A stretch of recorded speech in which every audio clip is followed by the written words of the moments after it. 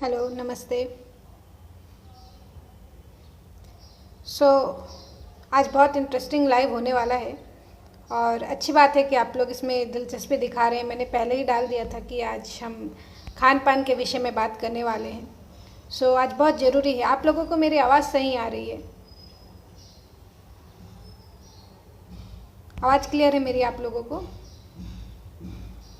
Okay okay. Jaya ma'am भी आ चुकी है। ग्रेट। मैं आवाज़ थोड़ा सा और तेज़ कर लेती हूँ। ओहो, चलिए तो अब हम लाइव चालू करते हैं।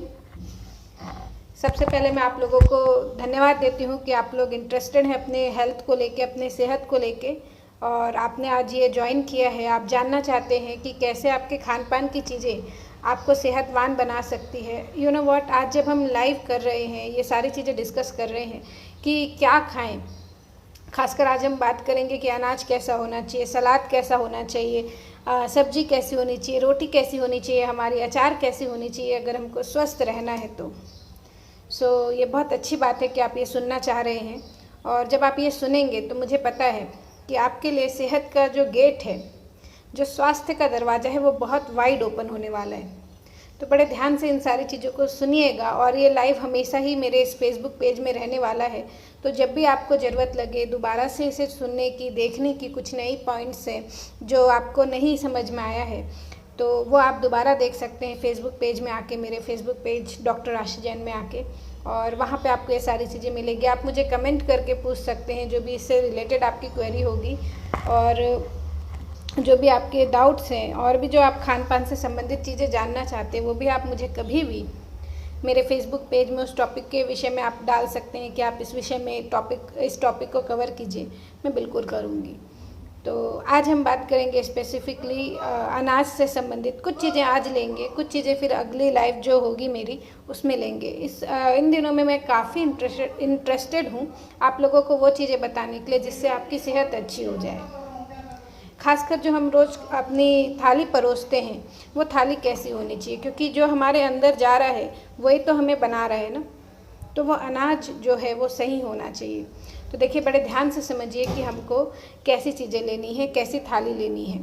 तो सबसे पहली बात करेंगे हम अनाज के विषय में। जैसे कि मैंने लिखा था कि अनाज कैसा होना चाहिए। तो देखिए, अनाज कभी भी अगर आपको स्वस्थ रहना है तो पुराना अनाज का उपयोग करना चाहिए। नए अनाज का, नए गेहूँ, नए धान्य, किसी भी तरीके का नया चावल या नया गेहूँ आपको नहीं लेना चाहिए। क्यों? क्योंकि बड़े ध्यान से समझिएगा, आयुर्वेद ऐसा कहता है कि जो नए अनाज होते हैं वो पचने में बहुत भारी होते हैं, गुरु होते हैं, हैवी होते हैं, और आपके शरीर में कफ बढ़ाते हैं। तो जिनको मोटा होना हो उनके लिए तो अच्छा है। जो एकदम पतले दुबले हैं, जो बहुत ज़्यादा वात के मरीज हैं, जो वात रोगी हैं, पतले दुबले हैं, जिनको ठंड बहुत लगती है, उनके लिए ठीक है, चलेगा।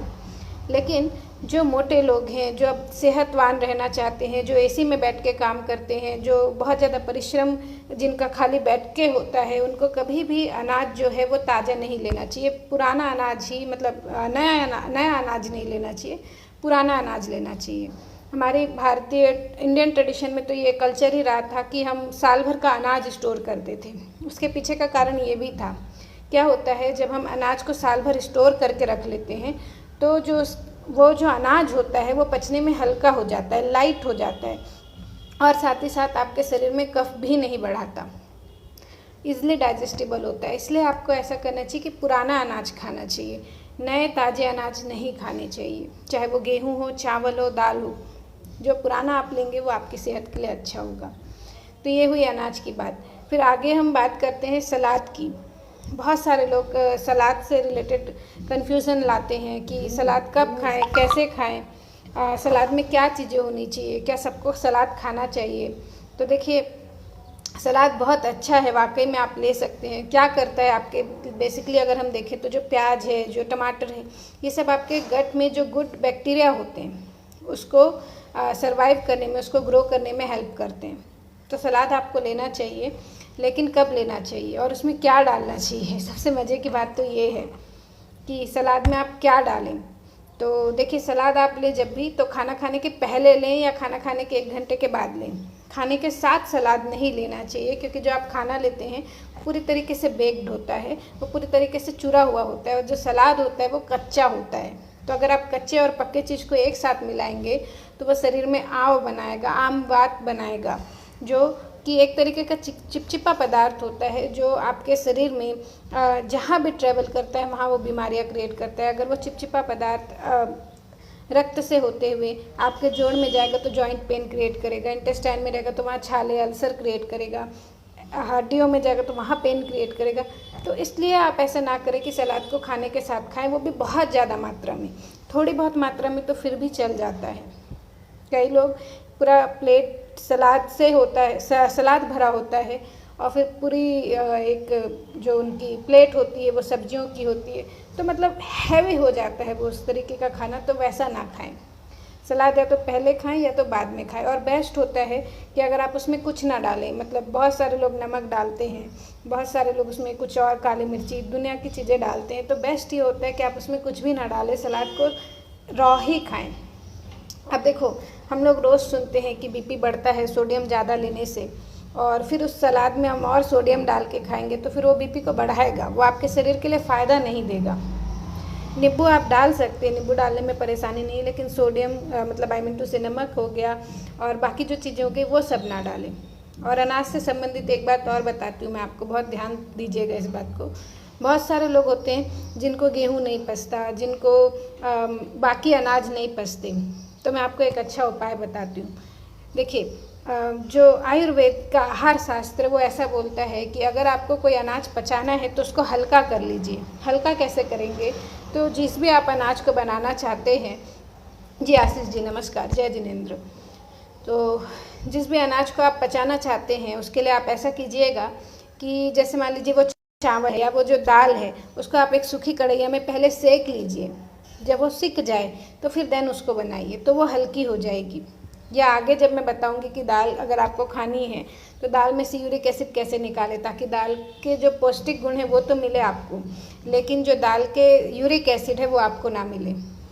तो लेकिन अभी हम अनाज के विषय में बात कर रहे हैं। तो अगर आपको चावल दाल खाना है और जब आप उसको सेकेंगे तो वो हल्की हो जाएगी, और ना सिर्फ हल्की होगी, यूरिक एसिड भी उसका कम हो जाएगा। तो सूखी कढ़ैया में आपको वो दाल या चावल जो भी आप बना रहे हैं उसको आप सेकिए। बहुत सारे लोग चाहते हैं कि उनका वेट लॉस हो जाए, उनके शरीर से कोलेस्ट्रॉल ख़त्म हो जाए, एक्सेस फैट जो है वो ख़त्म हो जाए, तो उनको भी आयुर्वेद में जो खिचड़ी बना के खाने कही गई है उसमें भी जो अनाज आप लेंगे खिचड़ी बनाने के लिए उसको सेक के फिर पकाने के लिए कहा गया है। क्योंकि बोलते हैं जब हम किसी भी अनाज का अग्नि संस्कार करते हैं तो वो पचने में हल्के हो जाते हैं। तो अनाज को ऐसे लीजिए, और इससे भी यूरिक एसिड कम होगा। बहुत सारे लोगों को घुटने की तकलीफ़ आती है, तो अगर दाल बनाने से पहले आप उसको सूखी कढ़ाई में सेक लेंगे, जैसे हमारे छत्तीसगढ़ में बहुत फेमस है ये कि अगर आप उसको सूखी कढ़ाई में सेकते हैं पहले, फिर उसके बाद उसको बनाते हैं, और उसमें जो सेकते सेकते जो सफ़ेद उसमें पूरी परत आ जाती है, जो सफ़ेद उसके क्या कहना चाहिए, उसके जो छिलके आ जाते हैं, उसके जो कण आ जाते हैं, उसको वो फेंक देते हैं, फिर देन उस दाल को बनाया जाता है। तो इस तरीके से अगर आप करते हैं तो वह अनाज आपके लिए फ़ायदे का होगा, बहुत आसानी से वो पच जाएगा। तो ये हुई एक अनाज की बात। इसके बाद मैं बता रही थी सलाद की बात। तो सलाद आप ज़रूर लें, आपके गट बैक्टीरिया के लिए बहुत अच्छा है, लेकिन खाना खाने के पहले या बाद में लें। और कई सलाद तो ऐसे हैं जो इम्यूनिटी बढ़ाने का काम करते हैं। तो अभी कोविड के टाइम में बहुत सारे लोग ऐसी चीज़ें ढूंढ रहे हैं जिससे कोई स्पेशल चीज़ मतलब वो ढूंढ रहे हैं जिससे उनकी इम्यूनिटी बढ़ जाए। तो सलाद बहुत अच्छा है, प्याज बहुत अच्छा है। प्याज में anti bacterial anti viral property होती है। जो टमाटर होता है वो आपके गट के लिए अच्छा है, आपके हार्ट के लिए अच्छा है, इवन आपके बीपी को वो रेगुलेट करता है। तो आप ज़रूर लें। इसके बाद मैंने बात की थी कि सब्जियां कैसे खाएं, बहुत इंटरेस्टिंग है, और मैंने कई बार ये मरीजों को सुधरवाया है और उनके सेहत में लाभ देखा है। तो आपको भी मैं वो सारी चीज़ें बताती हूँ, बड़े ध्यान से इसको याद रखिएगा। बहुत सारे लोग शौक के कारण, शौक होता है उनको इस तरीके की सब्जी खाने का, इसलिए वो खाते हैं। असलियत में लोग ये करते हैं कि कई बार सब्जियों को सिजाते नहीं हैं, मतलब अच्छे से प्रॉपरली बैक्ड नहीं करते, अच्छे से पकाए बिना वो सब्जी को खाते हैं। बोलते हैं ना कटकरी सब्जी, कई लोगों को शौक होता है कटकरी भिंडी, कटकरी सब्जियां खाने का। कटकरी परवल खाएंगे, लौकी खाएंगे तो कटकरी खाएंगे, तो ये चीज़ें नुकसान करती है। आयुर्वेद ऐसा कहता है कि अगर आपको कोई चीज़ खानी है तो या तो उसको कच्चा खाओ या तो पूरी तरीके से पका के खाओ। अगर उसमें से थोड़ा सा भी दाना पका नहीं है तो वो आपके शरीर में आम विष बनाएगा। यू नो व्हाट, 80 से ज़्यादा बीमारियाँ, या ऐसा बोलो उससे भी कई ज़्यादा बीमारियाँ आम बात के कारण होती है। आपके ब्लड से रिलेटेड डिसऑर्डर, हार्ट से रिलेटेड डिसऑर्डर, कोलेस्ट्रॉल, इंटेस्टाइन से संबंधित बीमारी, आप बोलोगी लंग्स की बीमारी, मैं बोलूँगी हाँ, वो सब आम बात से होता है। आम बात से अगर बचना है तो कटकरी चीज़ें ना खाएं।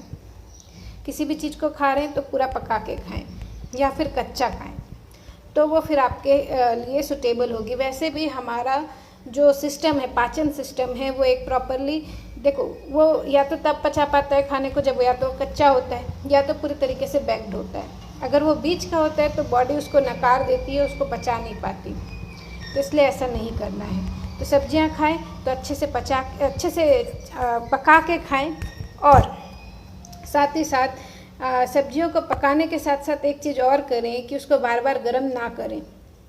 कई बार बहुत सारे लोग उसको बार बार गर्म करते हैं, कई बार उसके तड़के में गड़बड़ करते हैं, जिससे उसकी न्यूट्रिशनल वैल्यू जो है वो ख़त्म हो जाती है। कई बार लोग ये करते हैं कि जो सब्ज़ी है उसमें इतना ज़्यादा तेल डालेंगे कि उसकी जो न्यूट्रिशनल वैल्यू है वो उसमें फ्राई, क्योंकि वो तेल में वो सारी सब्ज़ी गर्म हो गई, पक गई, तो उसकी न्यूट्रिशनल वैल्यू जो है पूरी ख़त्म हो गई। क्योंकि हर एक सब्ज़ी जो है एक पर्टिकुलर टेम्परेचर में, एक पर्टिकुलर कंपाउंड के साथ अलग तरीके से रिएक्ट करती है।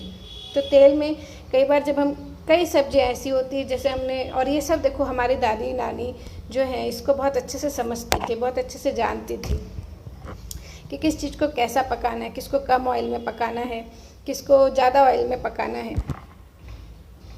सो अब इसको ध्यान से समझिएगा कि अगर आप सब्जियां बनाते हैं तो उसको कितना उसमें ऑयल डालना है, कितना उसमें मिर्ची डालनी है, ये आपको ज्ञान होना चाहिए।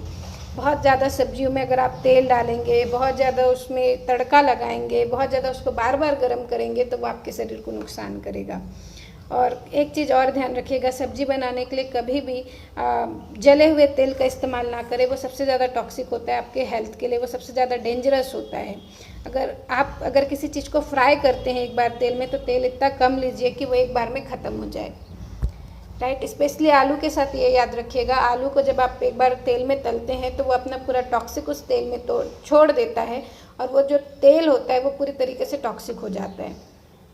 तो अगर आलू आप फ्राई कर रहे हैं, आलू के चिप्स फ्राई कर रहे हैं, तो उस तेल को दोबारा से सब्जी बनाने के लिए यूज़ ना करें, अदरवाइज़ वो आपके लिए बहुत सारी बीमारियों को लेके आएगा, राइट। तो जला तेल नहीं यूज़ करना है सब्जियों में या किसी भी तरीके से, इस बात का ध्यान रखिएगा। और सब्जी प्रॉपरली बेक्ड होनी चाहिए, कम तेल की होनी चाहिए, बहुत ज़्यादा तेल नहीं होना चाहिए। बहुत कम ऐसी सब्जियां हैं जिसमें ज़्यादा तेल की ज़रूरत होती है ताकि वो पके और आपके पचाने के लिए वो आसानी से पचने के लिए उसमें ज़्यादा तेल डालना पड़े। सो इस चीज़ का ध्यान रखिएगा। और ये सब हमारे ऑलरेडी हेरिटेज में है, हमारी मम्मियाँ, हमारी नानियाँ, हमारी दादियाँ ये सारी चीज़ें हमको बताती हैं कि ओके इसमें कम तेल डलता है, इसमें ज़्यादा डलता है, इसमें ये मसाले पड़ते हैं। उसका भी अपने आप में सेहत के ऊपर बहुत ज़्यादा इम्पैक्ट है, वो ये जानते थे। अब वो हमारे दादी नानी जो है वो बहुत जीनियस हैं इन सारी चीज़ों पे, उनको पता है कि कैसे न्यूट्रिशन लेना है, कैसी चीज़ें करनी है। तो सब्जियां इस तरीके से लें। और जहाँ तक की बात है रोटी की, तो आपसे मैं एक बात पूछूंगी, आप हमेशा ये बोलते हैं, अपने बच्चों को ये टोकते होंगे, अपने लोगों को ये टोकते होंगे कि मैदे की चीज़ें मत खाओ, मैदा बहुत नुकसान करता है, मैदा जो है आंतों में जाके चिपक जाता है। और चिकने आटे का, तो फिर मैं पूछती हूँ, फिर चिकने आटे का आप क्या कहेंगे?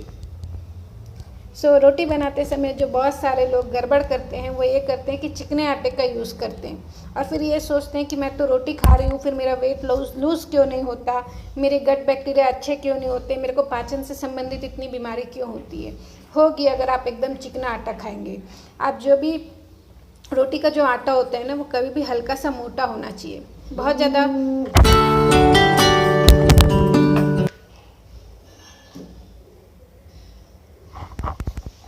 अगर आप बहुत ज़्यादा चिकना आटा खाएंगे, आप लोगों को मेरी आवाज़ आ रही है?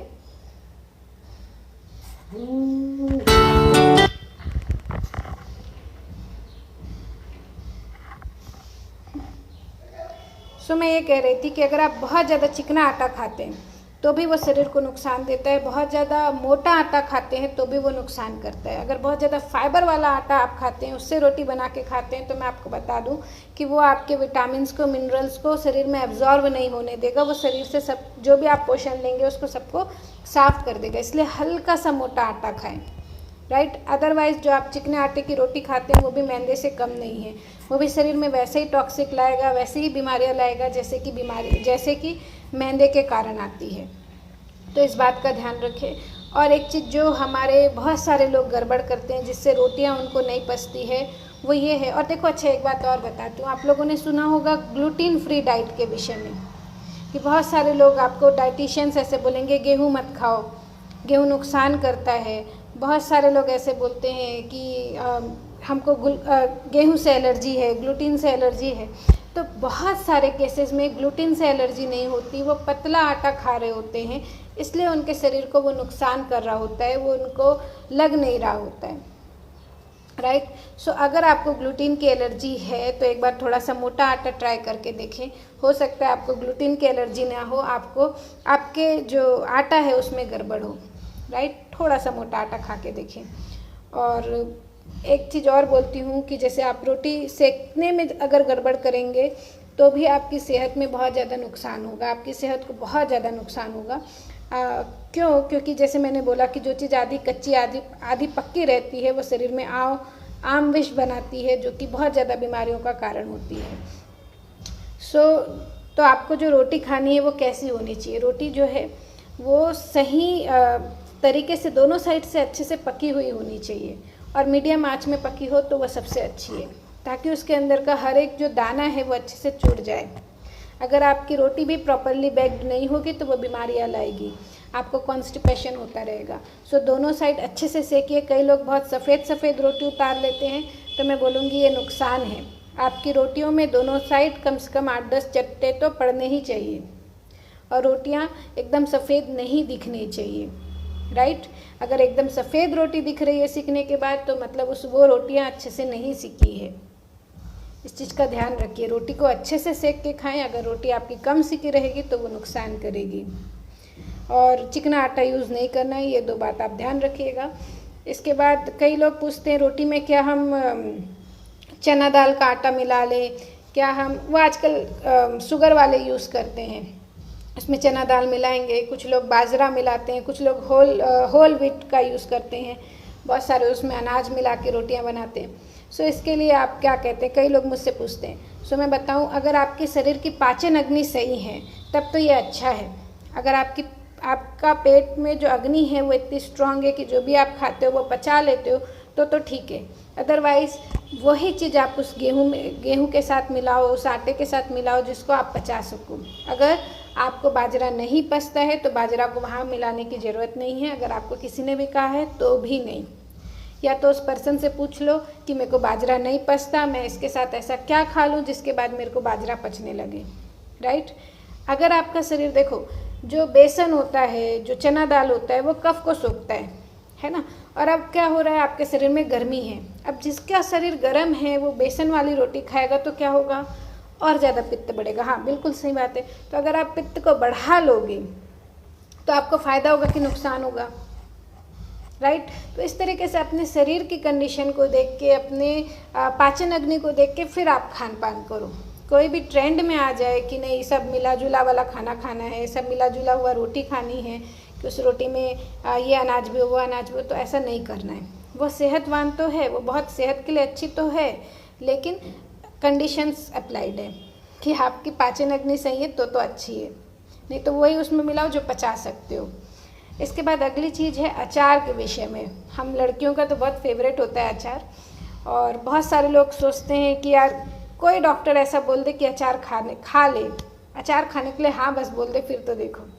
तो मैं बोलती हूँ कि आप अचार खा सकते हैं, और कब खा सकते हैं, कैसे खा सकते हैं, अचार के क्या फ़ायदे हैं, बड़े ध्यान से सुनिए।